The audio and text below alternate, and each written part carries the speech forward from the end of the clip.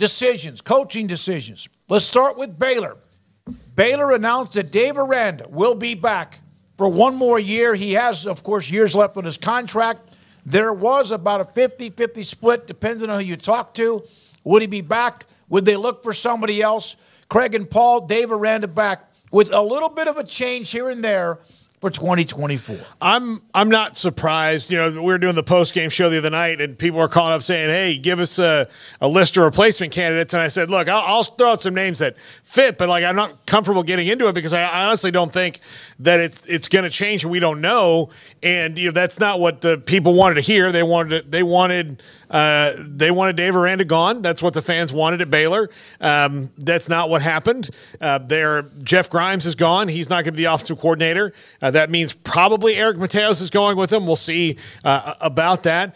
Dave Aranda is going to be much more involved in the defense, essentially calling it this year. So there's going to be there's some changes that are going to go on, and we'll see who the offensive coordinator is going to be. But Dave Aranda stays, and it's because Mack Brown believes he's the guy to get the program back on track, and we'll see how that works out over the next year. Mack Rhodes believes, not Mack Brown. Yeah, Mack Rhodes. Yeah, Mack Brown. That'd be a good, nod from another head coach, a little backing there. But, first, let me ask you guys, do you think if that game would have gone the way that it looked like it was going to go in the first half and it ended that way rather than them having this chance to win at the end, like let's say they got beat by 28 points like they were well on their way to, do you think the decision was the same? Yep. Okay. Yeah. Yeah, I think we all felt like going into this weekend that he was going to be around no matter what, really. And it did look like that game against West Virginia was going to get really ugly early on in the first half. But, Richard Reese obviously made that a game all on his own shoulders. And, the rest is history with another heartbreaking way to lose. So here we are, and now we at least have some clarity. I mean, that's how I took the news more than anything else, is just, hey, it's good to know kind of what we're going to be talking about and who we're going to be talking about for the most part, and that is year 5 for Dave Aranda. I know the fan base is very split on this, if not tilted in the negative as far as feeling about or how they're feeling about, another year with Aranda at the helm. But you got the shakeup at coordinators. I mean, the defense is entirely on his shoulders now. He's going to be the guy calling plays and running the defense. That's smart. I think that's what you have to do. The change on offense with coordinators, Jeff Grimes being on his way out. I think, for all the Jeff Grimes fans that there might be, or even if you're like myself, you thought he did a good job, they needed a shakeup on that side of the football. I think that was pretty apparent that they weren't even equipped to run the type of offense that he really wanted to, and it was feeling stale, and they needed to press the reset button there. So, quite frankly, that's all Aranda could really do. They could, in theory, change their quarterback or change certain personnel, but they're shaking it up with coordinators. We'll see if that's enough, but he's run out of any other reasons for why this thing isn't working. NILs is also going to be a bigger factor. So, it's all on him this upcoming year, and I know it's going to be a long year, long off season and plenty of other changes to take note of, but I'm not surprised by the moves themselves either, and I think they could be beneficial, but I just don't know how much of a turnaround you expect from this year to next year and what will need to be done to save his job for year 5, you know? I don't know how much, like, enhancing NIL, that's a long-term move. Right. Like, in the long term, it's a good idea, and it might help you a little bit in the short term, but the fact is that they probably need 3 or 4 offensive linemen to make sure that Blake Shapen, to me, if I'm Blake Shapen, I want them, if I commit to staying, I want to do that knowing that I'm not going to get absolutely wood chippered every game next season. And plus, I'm running out of eligibility. I don't even know if this is going to be good. If I can go somewhere and possibly win, I might do that anyway, because I think for a guy like Blake Shapen, NIL is going to be the same whether he stays at Baylor or goes to, like, Duke or something. Yeah, I think Blake Shapen needs to look at his options, whatever those may be. I also think the new OC rolling in might want another option than Blake Shapen or Sawyer Robertson or whoever else you might be looking at on that roster, like R.J. Martinez. So, yeah, there's a lot of questions. I mean, just the one thing we know is Aranda's back. Like, that's the big piece of the puzzle that we weren't sure about. We know that Aranda's coming back. There were a lot of eye rolls, a lot of anger with that news breaking yesterday, because a lot of people had set themselves up for the idea that he was going to be fired. But, like we all said last week, we all felt like pretty much no matter what, he was going to stick around. So that's the way it turned out. hate it for Jeff Grimes, hate it for Matt Powledge that it's a little bit of a demotion, even though he'll maintain that DC tag, but they had to do something, obviously, after the way this season went. And without firing your head coach, I mean, this is about what you can do, changing both coordinators, putting the defense on your own shoulders, and then going out there and trying to play in the portal. But as we know, everybody else is playing in those waters too. So, you know, hopefully you get a good amount of bang for your buck, but you can't afford well, this class didn't work out, so we need to run it back, or, you know, this guy, we thought it was going to. No, you don't have any of that anymore. You have to win, and you have to start showing massive improvement right now. Well, and I have brought up the coordinator stuff in front of even Dave Aranda. I've asked him, you're going to be that guy, that Will Smith meme? You're the only one left from the room? Well, I was given some piece of information. Kyle Whittingham at Utah has been, wouldn't you all say, very successful? Yes. He has been through 9 offensive coordinators. I don't know how many of those 9 took jobs that are better. Utah's pretty good. They're a top 25 program, but he has been through 9. Now, there's a lot that haven't been through much, as Saban, Kirby Smart. Those, Mac Brown, when he was at Texas, went through a few, but a lot of times they also were better jobs they moved on to. That has not been the case, although Dave Roberts at Auburn might say otherwise. Ron Roberts at Auburn.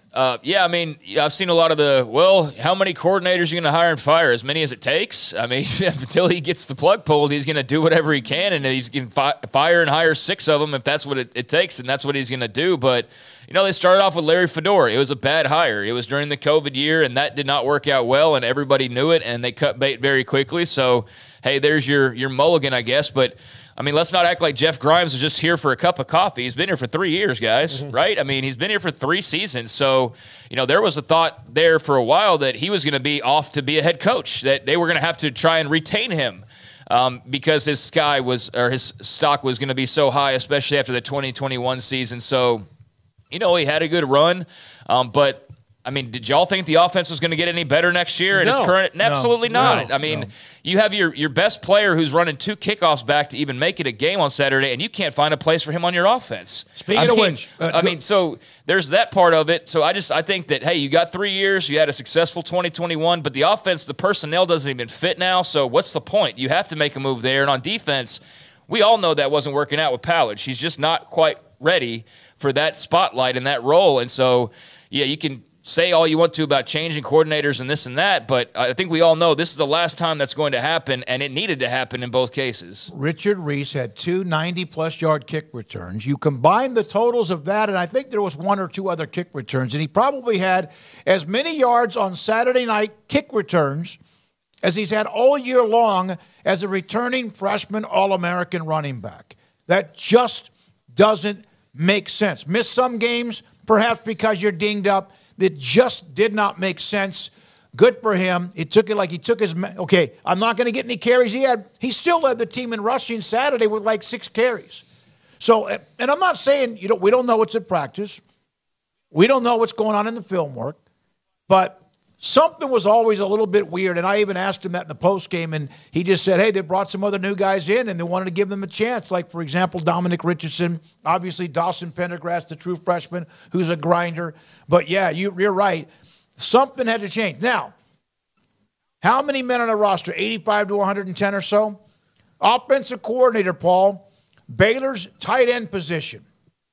Heavy. Yeah. Probably 1/8 or 1/9 of their roster is tight ends. How many of them can convert? If they looked at going to more of a wide-open offense, how many of them of the 9, Craig and Paul, could probably play wide receiver? Well, or that kind of split tight end. You know, look. Or they're moving on. They go somewhere else. So they could become an offensive tackle. But if you do, if you do that, though, if you've got, you know, say 7, like, you know, favorably 7 positions, because, you know, you're going to lose guys anyway. Like, that's just how it is. Like, if you're the 8th tight end, you're probably not coming back. Like, you'll find a place to go play. But Drake Dabney's probably going pro. I mean, I would just assume. Like, so you're going to have some guys. But so say you've got 6 guys that are all still tight ends. Well, if you convert to an offense that's wide open and runs that the tight end where he's not really ever on the line, then you're going to lose most of those guys, which isn't really a thing because you don't need them, but then that's more people you have to fill. And I would also say in Baylor's commitment, if they want to go to a more of a spread concept offense, the worst position on the offense outside of offensive line in my position is wide receiver. And you're going to need more of those guys who can make plays. That's been the most underachieving one. So then if you lose some tight ends and have to get wide receivers, you got to make sure you do that right because they haven't really hit on that all that well in the transfer portal at all. So that's going to be something you have to assess better. There's so many layers to this as it goes to moving forward and what this Baylor roster is going to be, especially in the offensive side of the ball, because you don't even know what kind of system they're going to run. And like I mentioned about Blake Shapen, Craig, you had the great counterpoint to that of like, well, what if Blake Shapen's not the guy to run the offense that they hire? Now, I would think that they'll probably, lean maybe towards somebody who likes Blake Shapen because quarterback and offensive line are the two hardest things to find and work in the transfer portal. But, I just don't know. And so there's all those questions that are going to remain. Yeah, I think it all depends on what kind of offense you run, but I doubt that it will be an offense that's running with all of the tight ends that you've brought in at this point. And, I don't know enough about them individually to say, well, this guy could be a wide receiver or this guy could be like Sam Tecklenburg and move over to the offensive line. But, the thing about the tight end room is also just how young they are. Freshman, sophomore. And there's some juniors and seniors sprinkled in there as well, but you've got a handful of guys just in the freshman and sophomore ranks alone, and I don't know how many you need. But obviously with Jeff Grimes' offense, being a tight ends coach, he loved that position and the importance it had in what they did. But, yeah, you would think that that's probably an area that will get to a little bit of a slice off the top and get narrowed down a little bit. But who knows? Let's see who the OC is going to be. I just know that, there is going to be change galore in store. I can't imagine that it's just going to be, hey, Blake Shapen's back and the tight ends are all back the same and everything. There's not monumental changes, but they are because they're the biggest changes you could make besides firing the head coach. And so since you're not doing that, all you can do is replace coordinators and change up your roster and I guess make some position coach changes, but naturally that'll happen on offense with whoever the OC is. He'll decide who his O-line coach will be, who his tight ends coach will be, and so on and so forth. But, there's a lot of questions still remaining. We do, though, have at least a few answers now that we didn't have before Saturday, and it's a shame. You hate it, but, Grimes had a great year in 2021. They'll always have that. Everybody that was a part of that run, the best year in Baylor football history, but it was just very obvious that, look at that crowd on Saturday night. And I know that was Thanksgiving, but that was apathy, and that's been that way pretty much for a good chunk of the year now. Something had to change, and besides Aranda, this was, again, all that you could really do. But I know that folks are very split on the Aranda decision itself. I don't know how much you guys have gathered, if that comes down to money, if that comes down to stubbornness, if that comes down to just still belief that others don't quite have right now. Can it be all of the above? Yeah, sure. It can be that the money, if you really wanted to make a change, would have been there. It wouldn't have been easy to get it. It's not like you have, tons and tons like some of the other schools who $25 million or $18 million is no big deal. I'm just throwing out numbers. Could it be that, you know what, we're going to give him everything he needs. He himself understands what he must do better because when you have a philosophy like Aranda and the NIL to you is like a cuss word, or the transfer portal is kind of like a cuss word, and you have been fighting against it, and then all of a sudden you lose your traction, you better learn how to deal with it and also make it work. I think he's a lot more – he's going to be flexible because he has to be, but also where Dave has to adjust is that he put those – like, okay, we talk about Dabo Swinney in the same way. I think we need to talk about Dave a little bit in the same regard in that he put those governors on NIL and the transfer portal himself. Nobody put them on them. Baylor didn't put them on them. The NCAA didn't put them on them. The Big 12. Like, nobody made a rule that you didn't have to do that. He made the choice. And I'm not so sure there weren't some, though, at Baylor that also wanted to kind of see how this thing went, too. Yeah, I get the whole, let's see how it goes. But, when you turn around, especially in your own state, and the two biggest schools in the state Okay, no, the three biggest schools in the state are Tech, Texas A&M, and UT. Yeah, are absolutely. And then you're not going to have as much money as them because they just have more alumni, but they're just, it's like one of those little money machines, like you would get in and like you try to grab the dollars. Like that's what it was. They just keep throwing money in it. Well, you maybe have to be more aggressive than you thought you'd be. And I know that like idealistically, everybody should make the same amount of money. Like that whole thing, that's great. But again, socialism's not really a thing that works. And so it didn't work there. So then you had to change it. So those things were on Dave Aranda. He made those choices himself to do that. And now he's paying for it. And can they identify talent? And get the right talent? Can they go do that in the transfer portal and also with recruiting? Well, that's a big question because if you look at the transfer portal class last year, it was very miss and very few hits. I mean, just in general with their transfers, I think it's been tilted towards the misses far more so than the hits. I mean, Siaki Ika was a hit, but he was trouble in his own right. I mean, and do y'all realize he's not played at all for Cleveland this year? Like, is not even active? No. Yeah, like he's totally not. So, like, you just look back on, like, Aranda's vague comments about him and all that kind of stuff.